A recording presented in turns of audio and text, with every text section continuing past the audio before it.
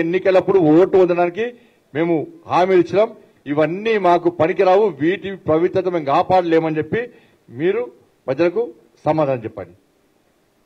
నేను పక్కా పోటీని తప్పుకుంటా. వీళ్ళ 6 గ్యారెంటీలు నేను ఇచ్చినటువంటి అమలు చేస్తామని నిరూపిస్తే.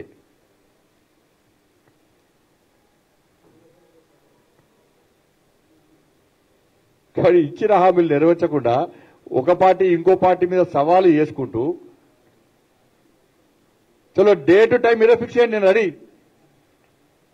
డే టు టైం మీరే ఫిక్స్ చేయండి, కాంగ్రెస్ పార్టీ ఫిక్స్ చేయాలి, నేను రెడీ దానికి.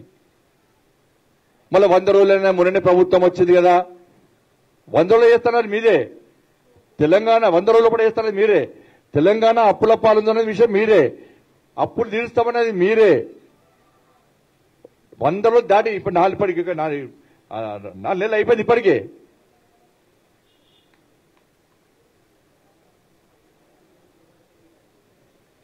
మళ్ళీ హామీలు అమలు చేస్తాం మీరే అంటున్నారు.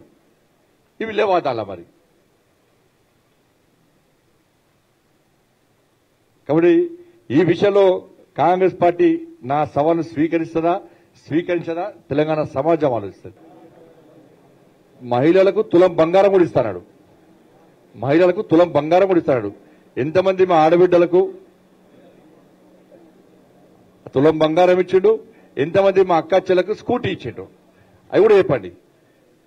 మా అక్క చెల్లకు అమ్మాయిలకు స్కూటీ ఇస్తున్నాడు, మా అమ్మలక్కలకు మహిళలకేమో తులం బంగారం ఇస్తున్నారు. అవి కూడా ఎంతమందికి ఇచ్చారో అవి కూడా చూపెట్టాలి. ఈ సవాళ్ళు అది కూడా భాగమే. 6 గ్యారెంటీలు అవి కూడా భాగమే. ఏమని చెప్పండి ఎంతమందికి ఇచ్చారో. ఇలా మహిళలే నిర్ణయిస్తారు, రైతులే నిర్ణయిస్తారు, యువతనే నిర్ణయిస్తుంది, విద్యార్థులే నిర్ణయిస్తారు ఎవరికి ఓటేయాలి అనేది. రాష్ట్ర వ్యాప్తంగా అంటున్నాను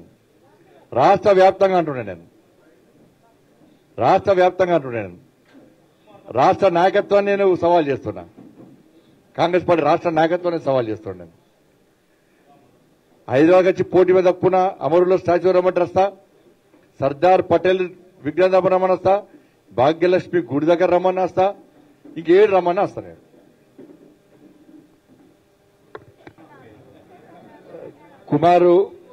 కుమార్ లెక్క అంటే ఇప్పుడు బీఆర్ఎస్ పార్టీలో కొంతమంది కార్యకర్తలు పనిచేస్తున్నారు.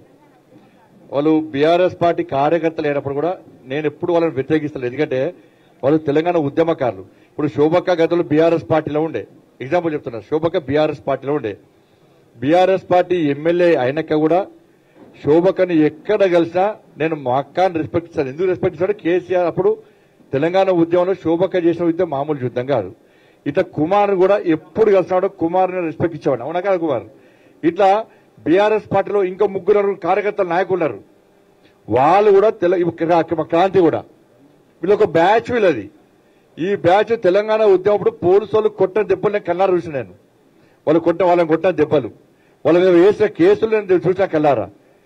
అక్కడ అప్పుడు కాంగ్రెస్ పార్టీ నాయకులు వ్యతిరేక ఫైట్ చేసిన తీరు నేను కల్లారా చూసిన. నేను వాళ్ళు బీఆర్ఎస్ పార్టీలో ఉన్న కాంగ్రెస్ పార్టీలో వాళ్ళ రెస్పెక్ట్ ఇస్తాం మేము. ఎందుకంటే వాళ్ళు ఉద్యమకారులు, వాళ్ళ లైఫ్ ఖరాబ్ చేసుకున్నారు. వాళ్ళు ఇక్కడే బాగుపడలే. వాళ్ళు ఇప్పుడు కూడా కేసీఆర్ కుటుంబం బాగుపడే వీళ్ళు ఎప్పుడు బాగుపడలే.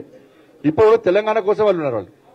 కాబట్టి అటువంటి కుమార్ మా సోదరుడు ఇలా భారతీయ జనతా పార్టీలో చేరడం చాలా సంతోషం. తప్పకుండా కుమార్ ఏ తెలంగాణ రాష్ట్ర ఉద్యమంలో పాల్గొన్నారో ఆ తెలంగాణ రాష్ట్ర అభివృద్ధి కోసం నరేంద్ర మోడీ గారు ఇస్తున్న నిధులను వారు చేస్తున్న అభివృద్ధికి ఇలా ఆకర్షితులై ఇలా నరేంద్ర మోడీ గారిని తిరిగి ప్రధానమంత్రి చేయాలని చెప్పి ఒక ఆలోచనతో ఇలా భారతీయ జనతా పార్టీ చెప్తున్న కుమార్ కు హృదయపూర్వకంగా స్వాగతం, సుస్వాగతం.